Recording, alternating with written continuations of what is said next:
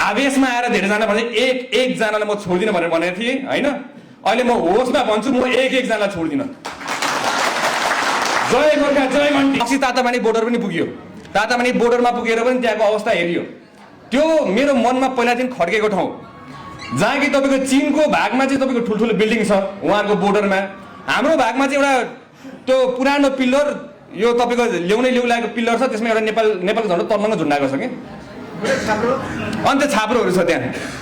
यसको विषयमा तपाईँको समग्र रूपमा त्यहाँ कसरी हाम्रो त्यो पोर्ट त हाम्रो सान हो नि त, हाम्रो बोर्डर भनेको त हाम्रो इज्जत हो नि त तपाईँको त होइन, नेपालीको सान हो नि त। त्यहाँ गर्दै गर्दाखेरि तपाईँको त्यहाँ कति हामीसँग सरकारी जग्गा छ, त्यहाँ त्यो हाम्रो अनुगमन गर्ने ठाउँमा हामीले कसरी अलिक सिस्टमेटिक वेमा गर्न सकिन्छ भन्दै हिसाबमा तपाईँको त्यहाँ जग्गाहरू कति छ भने मैले त्यहाँको इमिग्रेसन अफिसरलाई बुझेर त्यसको पनि टिप्पणी उठाएको छु। त्यो लगतै तपाईँको के बुझ्यो भने त्यहाँको एक्सरे मेसिन बिग्रिया रहेछ। एक्सरे मेसिन बिग्रेको तपाईँको लगभग 3 महिना अहिलेसम्म काम भएको छैन है। त्यसपछि हामीले तुरुन्तै त्यसको लागि पनि सम्बन्धित निकायमा फोन गरेर हजुर म भोलि पत्र लिएर किन फेरि के भन्नु सक्नुहुन्छ भन्दाखेरि चाहिँ हाम्रो चाहिँ सुदन गुरुङ एकदम आवेशमा आउँछ, जोसमा आउँछ, गएर भनिदिइहाल्छ, गरिदिइहाल्छ। नीति नियम कानुन हामीले पहिलादेखि पढाएको छौँ, गरे पनि हो। यो अहिलेसम्म खै कस्तो खालको भाष्य निर्माण गरेको छ सुदन गुरुङलाई चाहिँ केही पनि थाहा छैन बिचरा भनेर जस्तो गर्नुहुन्छ होइन। यो पहिला 10 वर्षदेखि गरिरहेको हाम्रो भ्रष्टाचारको विरुद्ध हामी लडिरहेको युवाहरू हो। त्यही भएर त्यसको लागि नीति नियम कानुन अनुसारमा हामी तपाईँलाई पत्र दिनु, ज्ञापन पत्र दिनु आउँछु, त्यही अनुसारमा हजुरले काम अगाडि बढाउनु होला भनेर हामीले पत्र पनि छोडिदिएन है। त्यो सँगसँगै त्यहाँ पहिरो पनि आएर छ, त्यो पहिरोको बारेमा उहाँहरूले भन्नुभयो। त्यो पहिरोको लागि नै हामीले सम्बन्धित निकायमा गएर हामीले काम गर्यौँ। त्यसपछि अर्को फेरि तपाईँको के भन्नुभयो भने हाम्रो ठुलो भन्सार विभागमा छ नि, हजुरलाई थाहा छैन होला, यो तातापानी नाकामा ठुलो एक्सरे मेसिन हुन्छ, गाडीहरू एक्सरे गर्ने मेसिन हुन्छ क्या, त्यो पनि बिग्रेछ अरे। अनि कति महिना भयो भनेर भन्दाखेरि यो पनि 6 महिना भयो अरे। हेर्नुहोस् है अब यस्तो नाकाहरू हाम्रो कति छन् होला जहाँ कि तपाईँको पल्टाइ हेर्नुपर्ने होला। त्यो त ठुलो सामान त पल्टाउन सकिन्छ। मेरो विचारमा अहिले तपाईँहरू आउनु भयो भने यही पल्टाउन सक्नुहुँदैन। त्यो अब त्यहाँ सुन आउँछ कि हात्ती आउँछ कि के आउँछ त्यहाँ होइन। यस्तो कुराहरू एक्सरे मेसिन र टेक्नोलोजीले हामीले गर्नुपर्ने हुन्छ, प्रविधिको जमाना हो।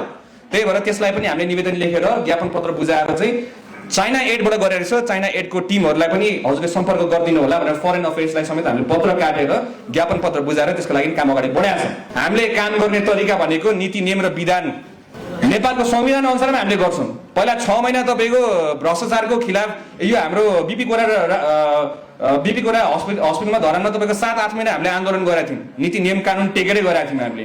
अहिले पनि त्यही गरे हो। मलाई थाहा छ नि यो कसरी तपाईँहरूको यो मेरो विचारमा पहिला नै तपाईँको त्यो मेरो त्यो भिडियोहरू हुन्छ नि सुरुमा आएको तपाईँको भिडियो देख्नु भएको छ नि तपाईँहरूले। फर्स्टमा तपाईँको यो जेन्जी आन्दोलन हुने बित्तिकै मैले एउटा त्यतिखेर भनेको थिएँ, तपाईँको धेरै कुराहरू भनेको थिएँ। कतिजनालाई म तपाईँलाई इन्फर्म गरेको त्यो दिन के भएको थियो थाहा छ हजुरलाई? म 7 दिन सुतेको थिइनँ। देशमा के होला कसो होला त्यत्रोजना भाइ बहिनीहरू बितेका छन्। ममा तपाईँको मानवता नभने म आँसु झार्दिन थियो होला क्या। ममा मानवता छ। मेरो दाजुभाइले तपाईँलाई के परोस् त, म पहिलो मान्छे हुन्छु तपाईँ कहाँ कुदेर आउनु त्यो मलमपट्टि लाउनलाई। म तपाईँको स्टाइलको व्यक्ति हो। तर आफ्नै भाइ बहिनीहरू तपाईँको सडकमा रगत बगाइरहेको अवस्थामा म त्यहाँ हाँसेर बसेर भाषण दिने अवस्थामा थिइनँ। म 7 दिनसम्म तपाईँको सिटामल खाएर बाँचेको थिएँ। न त खाना खाने न त पानी राम्रोसित खाएको थिएँ, न त के खाएको थिएँ मैले। त्यतिखेर देशमा के होला, प्रधानमन्त्रीको आउला डर, आँखा झिमिक गर्ने बित्तिकै तपाईँको प्रधानमन्त्री गायब होला डर होइन। अब सत्ता र शक्तिको लागि जे पनि गर्न सक्छ पुरानो दलले भनेपछि अहिले पनि जे पनि गर्न सक्ला भनेर डर। यत्रो युवाहरूले बलिदान गर्नु भएको छ, त्यसको लागि तपाईँको अहिले ट्रोल बनाउँदै बसिरहेको छ मान्छेहरू। त्यो स्टेजमा बस्नु होला, त्यो दिन सम्झिनु होला। तपाईँहरूलाई म सम्पूर्ण आग्रह गर्न चाहन्छु। कतिजनाले भिडियो पनि खिच्नु भएको छ होला, अब यो पनि भाइरल हुन्छ मलाई थाहा छ तर त्यो दिन याद गर्नु त। तपाईँको आफ्नो दाजुभाइ त्यसरी बित्यो भने तपाईँको आँखाबाट आँसु आउँदैन र? आउँछ त होइन। अनि त्यसलाई अब एकछिन पक्रिनुहोस् है, आँसु आयो अरे। म साँच्चीकै रुएको, आफ्नो देशको लागि रुएको, आफ्नो आमा बुवा दिदी बहिनीहरूको आफ्नो उहाँले छोरा गुमाएको लागि रुएको हो। म रुएको रुन्छु अझै। आफ्नो आमा देशले दुःख पाएन म रुन्छु। मेरो देशको लागि रुएको, कुनै भ्रष्टाचारलाई जोगाउनलाई रुएको होइन। त्यही भएर म सानसँग मेरो नेपाल आमाको लागि आँसु बगाएको, 2 थोपा भने आँसु बगाएँ। म त्यो भ्रष्टाचारी जस्तो मान्छेहरू होइन जसले चाहिँ आफ्नो नेपाल आमालाई माया नगर्ने, हाँसी 2टा टुक्का हानेर देश लुट्ने मान्छेहरूमा हामी पर्दैनौँ, हामी त्यसमा पर्दैनौँ है।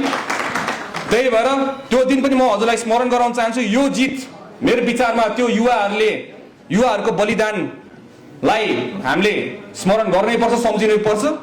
जेन्जी भाइ बहिनीहरूको आन्दोलन सम्झिनै पर्छ। तपाईहरूले गरेको योगदान पनि सम्झिनै पर्छ र हामी सबै नेपालीहरूले एउटा आशा बोकेर गरेको त्यो मतलाई पनि हामीले विश्वास गरेर अब नयाँ नेपाल बन्छ भन्ने एउटा आशा पनि गर्नै पर्छ।